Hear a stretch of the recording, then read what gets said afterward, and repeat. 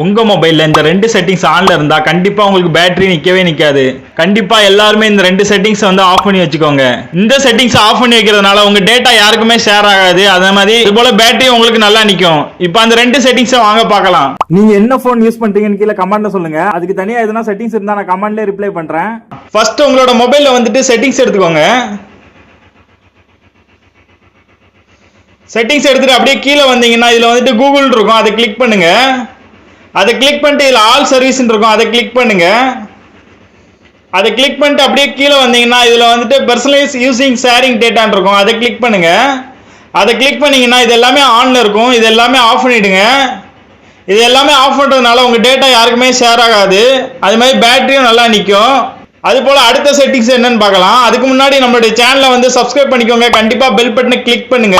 நாம இப்போ ரெண்டாவது செட்டிங்ஸ் என்னன்னு பார்க்கலாம். அப்படியே கீழே பார்த்தீங்கன்னா இதில் வந்து யூசேஜ் அண்ட் டயக்னோசிஸ் இருக்கும், அதை கிளிக் பண்ணுங்க. அதை கிளிக் பண்ணிட்டு இதை ஆஃப் பண்ணி வைங்க. இது ரெண்டுமே ஆஃப் பண்ணி வைக்கிறதுனால உங்களுக்கு வந்து ஆட் வந்து புஷ் பண்ண மாட்டாங்க. அதே மாதிரி உங்க டேட்டாவும் யாருக்கும் ஷேர் ஆகாது. அது போல உங்க பேட்டரியும் நல்லா நிற்கும்.